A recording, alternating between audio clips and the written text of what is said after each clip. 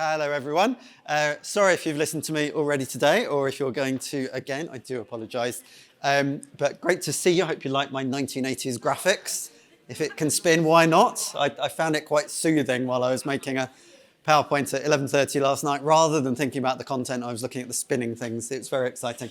But anyway, I made up this title, and then when I looked back at it, I thought, what a ridiculous way to phrase it. But basically, what we're talking about is really all the things that LGfL does in terms of cybersecurity from out of the gates before the internet even gets to you, because obviously as an internet provider, that's quite key. Things we do, or even other people do before it gets to us, what we do it to it's what we then deliver to you, what we do in school and what we make available for you guys to do. That's the whole kind of cycle, value chain, whatever you want to call it. On the program, it said top 10, but then when I realized it's nothing like 10, I better remove it from the title and hope nobody notices. And I've blown that by mentioning it, haven't I? But have a look at some of these, which again amused me late at night. Thinking about if we're saying we want our schools to be secure, we want really tough security, what does it even mean? Is it representing one of these things where security is so tough that life becomes impractical because you smash into a fence and can't do it? Or actually you think it's really good, but it's not coming into force? Those of you in the session just before, we talked about policies actually needing to mean something. Does that make sense? Yes. What you write down in all the policies have got to actually make sense, be practicable, people understand them, so that if there's a problem, you do something about it. So even if you now drift off and just catch up on your snoozing after lunch, just be thinking about that. All these things that you're working on perhaps in your school. I realise there'll be a mix of some of you will be technical teams trying to implement these things, and some of you are on the other side feeling like they're afflicted upon you. Are any of your security products, services, implementations working a bit like that? Because if so, then potentially you need to do something about it. Now, I'm kind of hoping that this might be a bit of a failure as a presentation, because if I go through everything and everyone in the room says, yeah, we're using all of those things, then actually that's quite a success, isn't it? So we are doing a roundup, and apologies for those of you that have been around a long time and know everything, use everything. But I bet there'll be at least some things that you're not aware of. So if you leave annoyed because you've done everything here, then actually we're doing pretty well, aren't we? But hopefully we'll have a bit of time for questions at the end. But be thinking as well about what can we add. So we're always trying to see what can we add to the LGfL service, as you'll have heard from John and from others, both in terms of services and licenses that we can procure, because there's so many of you and we can get at really low prices, either to bundle or to sell at a price you can't get elsewhere, or just developing things that only we can do because we can work with people like the NCSC to create some guidance or something that's going to help you. So please, at the back of your mind, as I ramble on, think about what would you like to see in addition to it, depending on how much time we have at the end. Either tell me then, or drop us an email, or buttonhole one of us in the next couple of hours, because I think that would be really useful for us to be able to find out a bit more of what you're after. Now, some of you will have seen this diagram for a while, because it's been around for a while, but it has been updated. So I was kind of planning to be clicking around on the internet and didn't realise that the laptop would be over there, even though there's one here, but it's not plugged in. So I'm going to talk you through this, but essentially everything you see there and everything that I'm going on about, if you go to security.lgfl.net, you will find access to all of these steps, services, information, the training that we've already mentioned, policies, all of that. There are lots of different links, but if you just go to security.lgfl.net, you'll find that. So have a whiz around there, because it has been updated. And if you'll forgive me, there's nothing worse than reading off a PowerPoint slide, but I will go step by step around it. So number one, before the internet even gets to LGfL, it comes from Janet. If you don't know what Janet is, I can't remember what it stands for, Joint Academic Network. Oh, there we go. So universities around the UK use that. Basically, they do loads of really clever stuff. in terms of DDoS scrubbing and the like to make sure that it is already, before we've done anything with it, so much more secure than your home internet feed. Because sometimes people come and say, oh, why can't we just get the kind of consumer broadband that we've got at home? So many reasons why it's totally different. Here's just one. So thanks to Janet and JISC who run that. That is already adding DDoS protection. So you will have seen some things in the news of schools being hobbled by DDoS attacks and ransomware and all sorts. But every day we get through notifications of DDoS attacks that have been mitigated and that schools don't therefore even notice. So you don't find out about it because we've dealt with it. And lots of that comes from the Janet network applying these mitigations because, as you know, DDoS is basically a big surge of traffic that's going to stop your stuff working, or ours. And by mitigating against where that traffic influx is coming from, then it kind of stops the attack having any impact. And then often the mitigation can be removed before we need to notify or change anything. So just to be aware, you don't hear about massive DDoS attacks on LGfL schools because we're stopping them. And that's before much has ever happened. Then obviously, our colleagues at Adept do a lot of the work around ongoing monitoring of the traffic. So we've got support from Janet and JISC, from Adept, and also VMB, Virgin Media Business, doing loads of support for us there, as well as what we're doing internally about monitoring what's going on. I will pick up the pace a little bit because lots of these you either know about it or you need to find out a bit more. So do take a note if you know that you don't use it. I realise so far there's nothing for you to use because it's there anyway, but do bear that in mind. We've got firewalls in the core and in the school, as you will know. Again, bear in mind there's a mix of audience in the room at the minute, and hopefully some of you managed to get to Jamie's session on firewalls over there earlier on. If not, try and grab him. He'll be just the other side of that wall, and maybe he can give you a little resume at the end of the day if you like. If you weren't there, worth mentioning on firewalls that FQDN is now possible. Basically, that means you can have firewall rules according to the domain and not just the IP address. So kind of a real world domain, which is useful because sometimes you get a firewall rule that you need to know what the domain is. So there we go. I appreciate some of you won't know what that's about. And for some of you, that's overly simplified, but good to know that there's more flexibility coming in. So Sophos, hands up who thinks they use Sophos really effectively in every single way you possibly can in every school you support, if there's more than one. Right. So this guy here is willing to answer all of your questions at the end on Sophos, aren't you? And then some questions. Good. So again, this isn't a Sophos session, and apologies, I can't remember if the Sophos session has happened yet or not. Okay, right. Well, lots of you went to it, so you're all okay.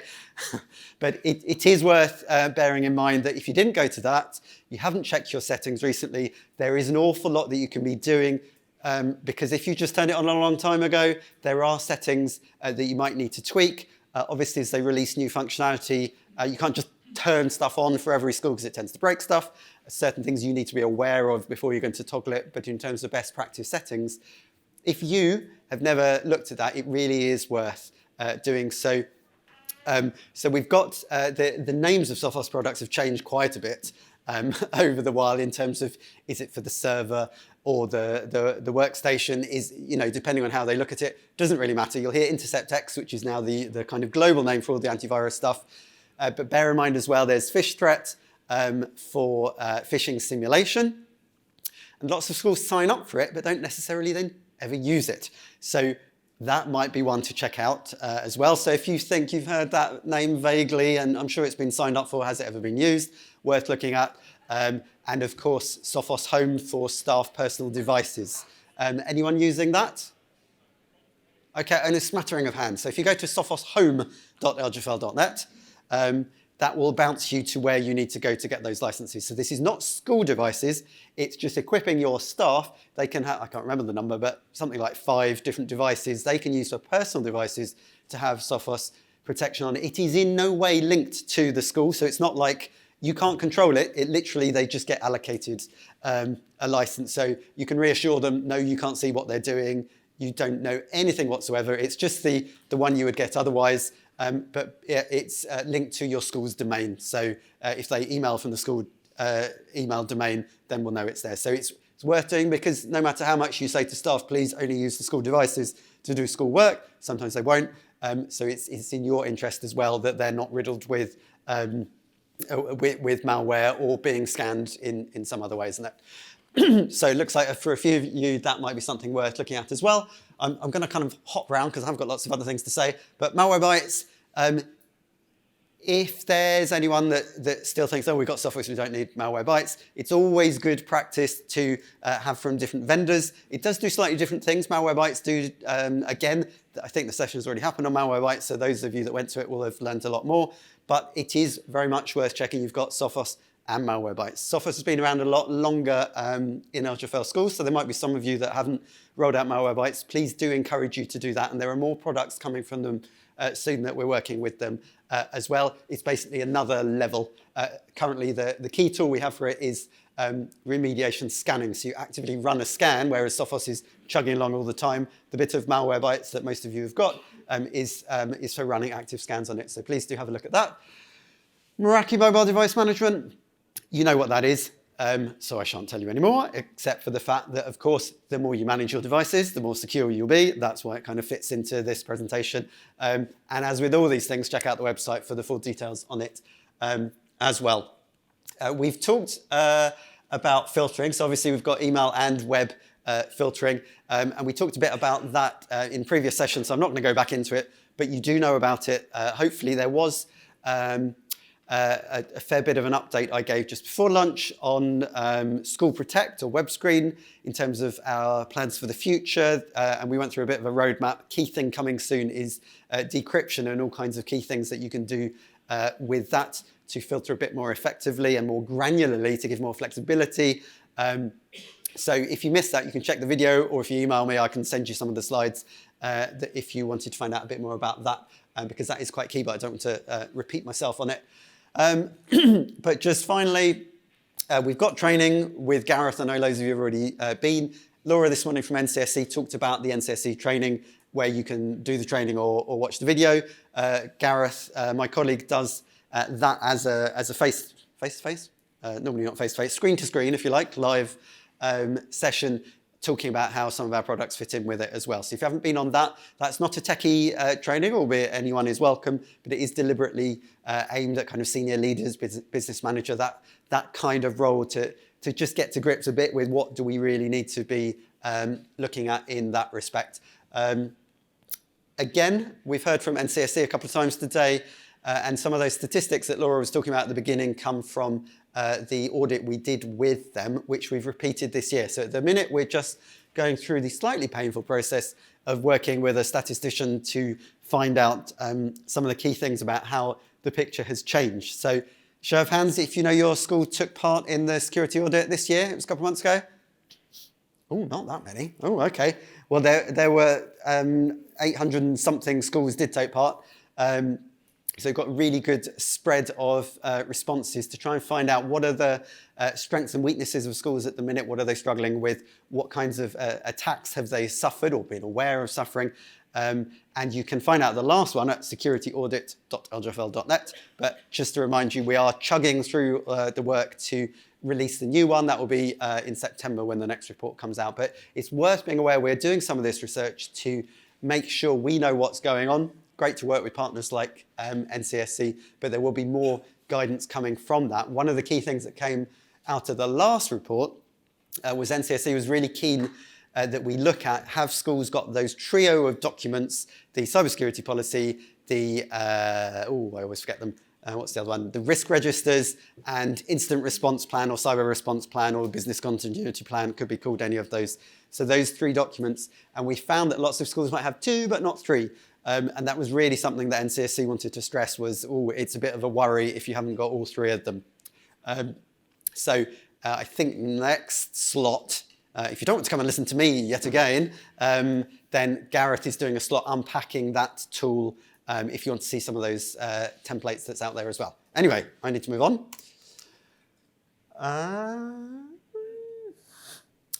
Now, I'm not going to chug through this because this was sent to all of you. But if we just look at some of the things that are up there, this was after some of the warnings came out from NCSE a while ago. We did want to remind you of some of these things. I think we've mentioned lots of them as well, and they also come up in other areas I'm about to show you. So I'm just going to go straight on to the next one.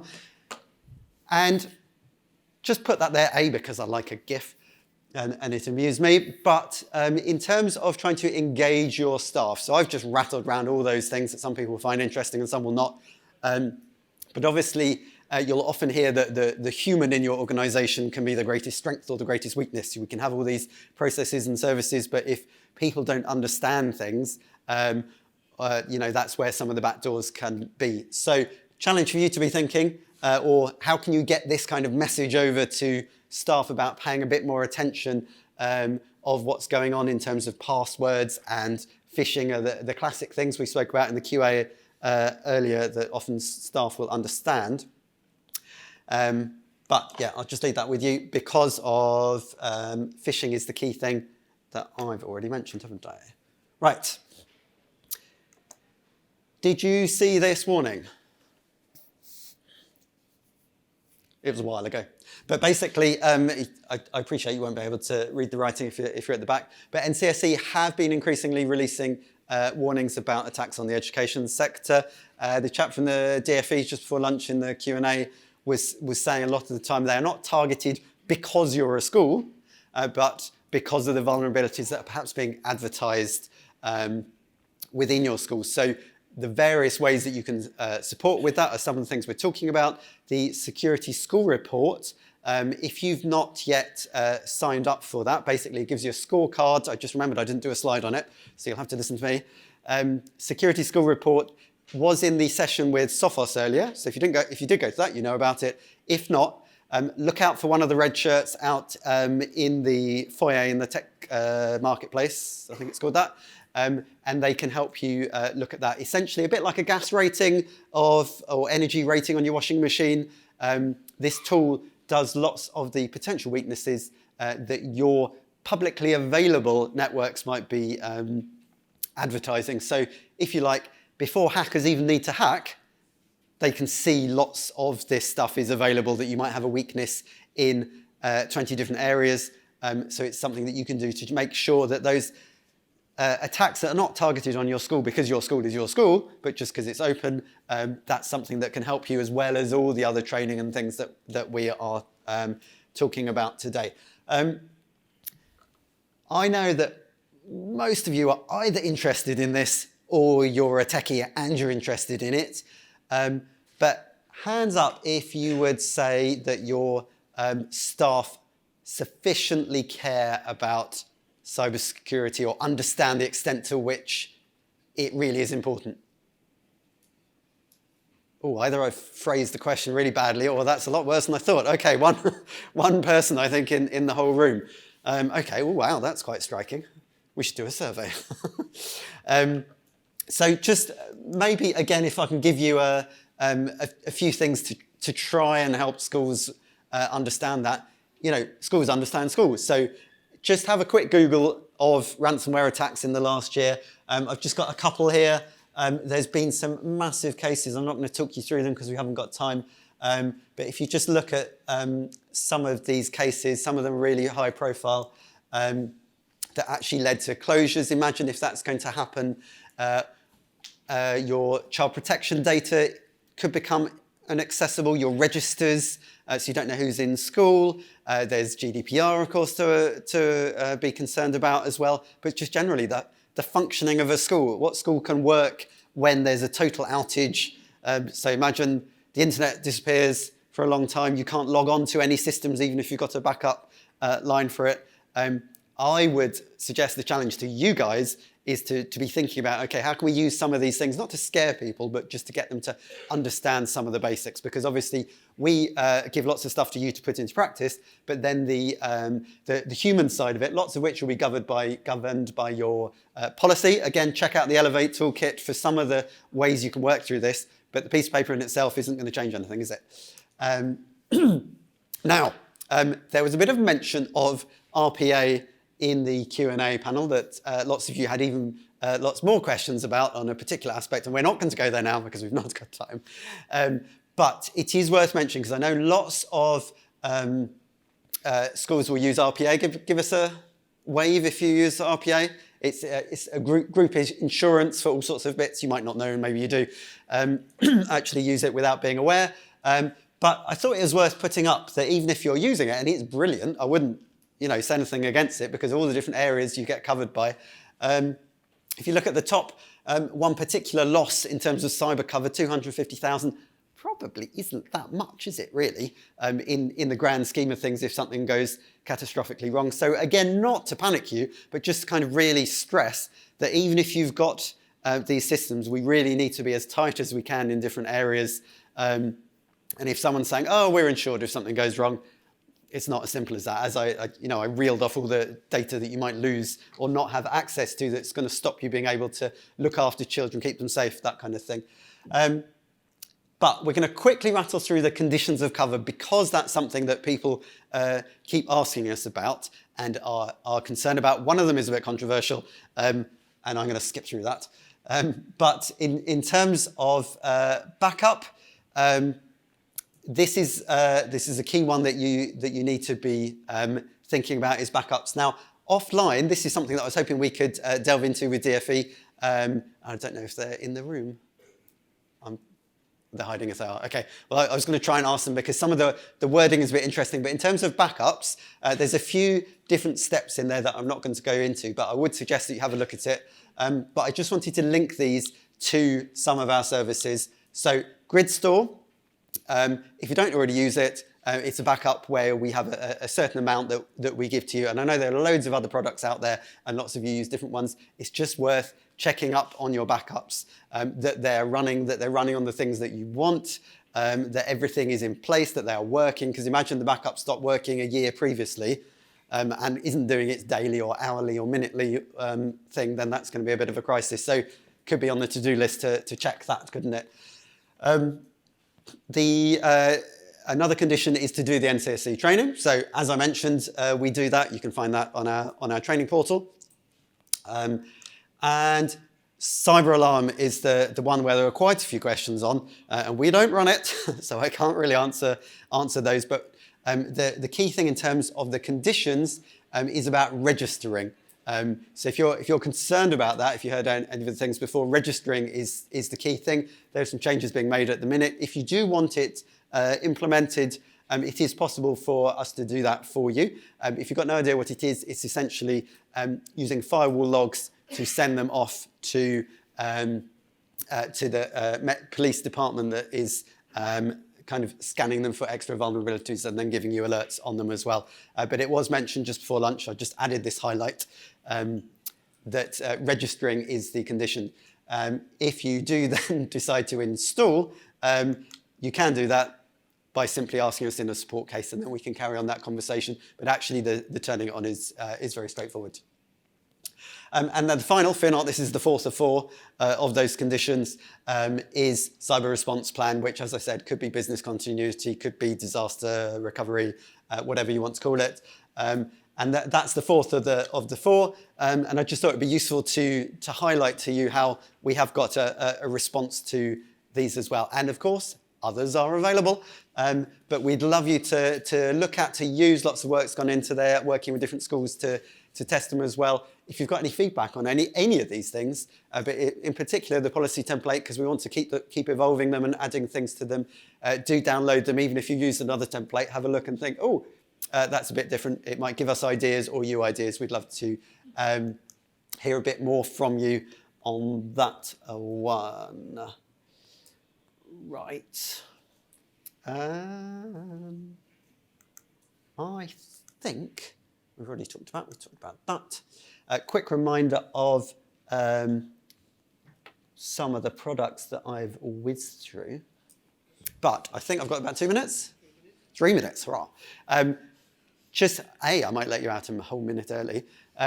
But could we just have a show of hands, not with difficult questions, but with what would you love to see from LGfL in terms of boosting security further, in terms of, could be products, Could be training, could be documentation, whatever. Is there anything where you think, oh, it'd be good if you could do that because it's costing us loads elsewhere, or not question money, but just that doesn't exist? Why don't you go and have a look at that?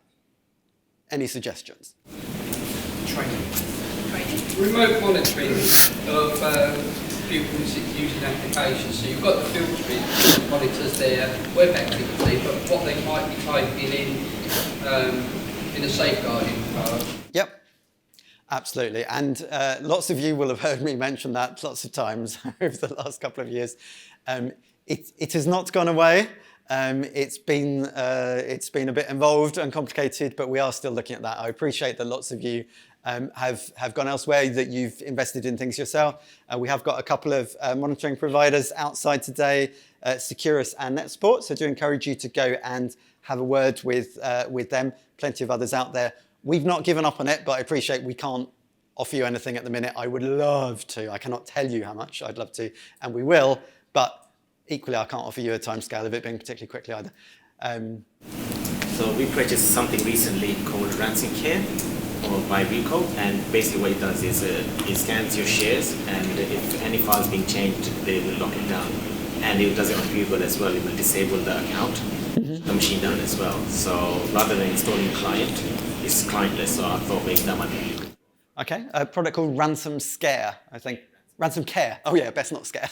Ransomcare, if you didn't hear that. Yes. I've just invented a new product, but it's the evil twin. Okay, thank you. Anyone else? Is there anything in the pipeline to have something, you know, like where you can buy a dongle for students use at home, to get home protect working on that dongle, irrespective of what device it connects to? Something that Right. Not at the minute, but it's certainly something. Try and grab me later or send me an email so we can. something like that. Yeah. Give it to a student at home. Yes. So that whoever connects to that device, they're not going to get on any condition. Yes, that would be great, wouldn't it? Yeah. Okay, so if you didn't hear about what we've already got Home Protect, which is filtering for school devices when they're sent home, not private ones, because they need to be managed devices. It works on Chrome as an extension, Windows, Android, iOS, and the question was about what about if you could apply it to a dongle or a Wi-Fi hub or something like that. Yeah, certainly an interesting thing that we could look at.